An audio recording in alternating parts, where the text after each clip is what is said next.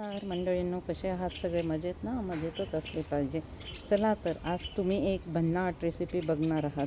तुम्ही शेव कुरमुऱ्यांपासनं किंवा शेव फरसांपासनं अशी भन्नाट रेसिपी बनवली आहे का कधी? नसेल तर नक्की करून बघा आणि मला वाटतं ही रेसिपी तुम्हाला नक्कीच आवडेल. चला तर मग तयारीला लागूया. इथे आपण एक बाउलवर कुरमुरे घेतलेले आहे. अर्थात ते नरम असले तरी चालणार आहे. एक बटाटा आपण छानपैकी मोठा शिजवून मॅश करून घेतलेला आहे. आता त्याच्यात आपण टमॅटो, कांदा, हिरव्या मिरच्या, कोथिंबीर असं सगळं मिश्रण एकत्र केलेले आहे. हे बघा, हे फरसाण आहे. ते फरसाण आता आपण बारीक करून घेतलेले आहे. फरसाण आपल्याला आवडेल त्या प्रमाणात आपण घ्यायचे आहे. अर्धा बाऊल घेतले तरी चालेल किंवा एक बाऊल घेतले तरी चालेल, तुम्हाला जसे आवडेल त्या प्रमाणात. अशी ही भन्नाट रेसिपी खरंच सगळ्यांना आवडू शकते आणि चहाच्या वेळात किंवा मधल्या दुपारच्या भुकेच्या वेळात हा पदार्थ बनवणं पण सोपं आहे. फार जास्त अवघड नाही आहे. आता याच्यात आपण हिरव्या मिरच्या, कोथिंबीर, जसं मी पहिल्यांदा दाखवलं ना मळताना कसं मळायचं आहे ते, त्याप्रमाणे आता ही आपली प्रोसिजर आहे. याच्यात मी घातलेला आहे आता बारीक चिरलेला कांदा, कोथिंबीर, हिरव्या मिरच्या, टमॅटो. तुम्ही अजून वेगवेगळ्या भाज्या पण त्याच्यात आवडीनुसार नक्कीच घालू शकतात आणि अजून पौष्टिक आणि चविष्ट ही रेसिपी बनवू शकतात.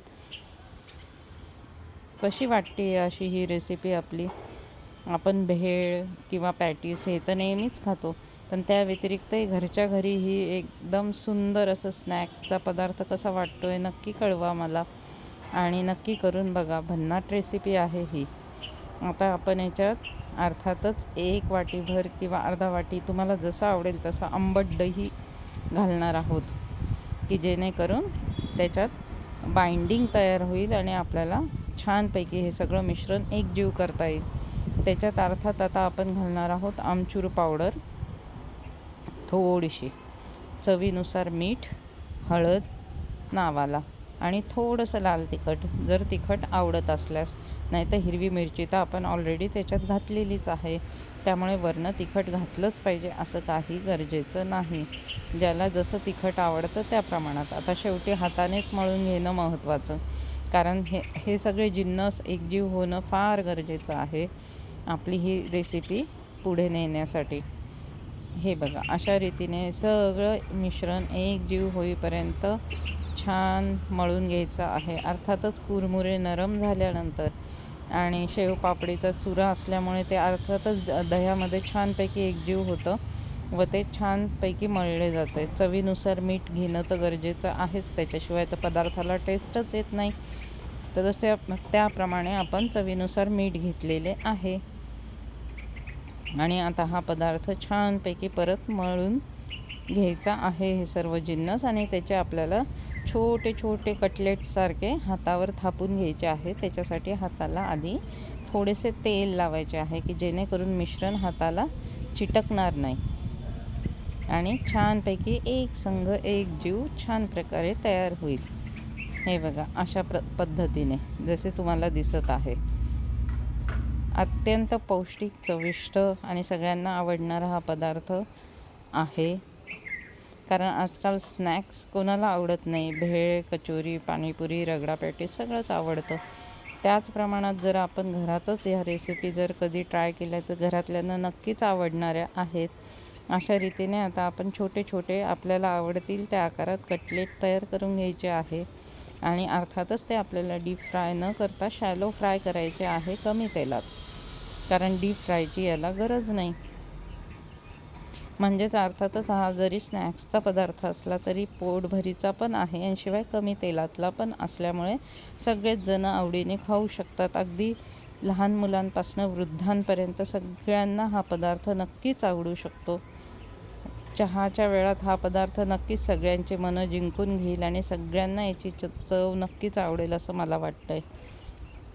अशी ही भन्नाट रेसिपी आपण शेव कुरमुऱ्यांपासून, अर्थात फरसाण आणि कुरमुरे याच्यापासून बनवलेली आहे. कशी वाटते आहे? तुम्ही हे कटलेट साधारणतः शॅलो फ्राय करून सुद्धा चटणीबरोबर, पुदिन्याच्या, कोथिंबिरीच्या, खोबऱ्याच्या चटणीबरोबर नुसतेसुद्धा खाऊ शकतात किंवा अजून आपण त्याच्यात प्रयोग करणार आहोत, तर ते पुढे बघूया. आता अर्थातच आपण हे सगळे कटलेट्स छानपैकी तयार करून घेतलेले आहे. कशी वाटते आपली रेसिपी? भन्नाट आहे की नाही? नक्कीच घरच्यांना आवडू शकते. कधी कधी डाएट फॉलो नाही केलं तरी चालू शकते आणि थोडंसं चविष्ट पदार्थ प्रत्येकालाच आवडतात. चला तर मग आता हे कटलेट्स आपण शॅलो फ्राय करून घेऊया. त्याच्यासाठी मी ऑलरेडी पॅनमध्ये तेल गरम करत ठेवलेले आहे आणि आता हे छोटे छोटे बनवलेले कटलेट्स आपल्याला दोन्ही बाजूने छानपैकी खरपूस शॅलो फ्राय करून घ्यायचे आहे. डीप फ्राय अर्थातच करायचे नाही आहे. दोन्ही बाजूने खरपूस भाजून झाल्यानंतर पुढची प्रोसिजर आपल्याला करायची आहे. असा हा पदार्थ भन्नाट तर आहे, शिवाय तुम्ही वेगवेगळ्या भाज्यांचाही इथे उपयोग करू शकता. इथे तुम्ही पनीर, शिमला मिरची, फ्लॉवर, ब्रोकोली, गाजर, बीट, मटार इत्यादी भाज्यांचा सुद्धा वापर छानपैकी करून हे कटलेट्स अजून पौष्टिक बनवू शकता. अर्थात घरात जे अवेलेबल असेल त्याच्यातनं हा पदार्थ अतिशय उत्तम रीतीने तयार होऊ शकतो. शेव कुरमुरे तर प्रत्येकालाच आवडतात. फरसाण तर मधल्या वेळात पोटभरीचं साधन आहे. जसा वडापाव वगैरे खाल्लं जातं ना, तसं शेव कुरमुरे, फरसाण हे तर प्रत्येकालाच आवडतं. हे बघा, अशा रीतीने दोन्ही बाजूने आपण ते छानपैकी खरपूस भाजून घ्यायचे आहे. जसे आपण पॅटीस फ्राय करतो तव्यावर तशाच टाईप. पण याला आपण अर्थातच शेव कुरमुऱ्याचे कटलेट्स म्हणणार आहोत. आता याच्यात आपण एक छानपैकी सरप्राईज मॅजिकल टच देणार आहोत आणि एक ट्विस्ट देणार आहोत. तर ते बघूया कसं. आधी तर आपण हे छानपैकी शॅलो फ्राय करणंच गरजेचं आहे, की जेणेकरून त्याच्यातला कच्चेपणा निघून जाईल आणि खरपूस चव येईल त्याला शेव कुरमुऱ्यांना. आहे की नाही ही भन्नाट रेसिपी? तुम्ही कमेंट केलं तर मला नक्कीच कळेल की ही रेसिपी तुम्हाला आवडली आहे की नाही. अशी ही रेसिपी नक्कीच सगळ्यांचं मन जिंकून जाईल असं मला वाटतंय. नक्की ट्राय करून बघा. अशा रीतीने दोन्ही बाजूने खरपूस भाजून झाल्यानंतरच आता आपल्याला हा ट्विस्ट द्यायचा आहे. तर त्यासाठी मी 2 कटलेट्स बाउलमध्ये काढून घेत आहे. हे बघा. आणि आता आपण पुढच्या ट्विस्टची तयारी करणार आहोत. अर्थात त्याच्यावरती आपण आता घालणार आहोत, गेस करा काय वाटतं तुम्हाला? हो, टमॅटो सॉस, जो सगळ्यांनाच आवडतो. तुम्ही घरी पण बनवू शकता किंवा किसानचा वगैरे छानच येतो. टमॅटो सॉसमुळे त्याला चटपटीतपणा तर येणार आहेच, शिवाय त्यावरती आता आपण घालणार आहोत, गेस करा काय वाटतंय दुसऱ्यांदा मी काय घालेल त्याच्यावरती? तर दही, जे की आंबट गोड दही किंवा आंबट दही खूपच छान लागू शकतात त्याच्यामुळे हे कटलेट्स.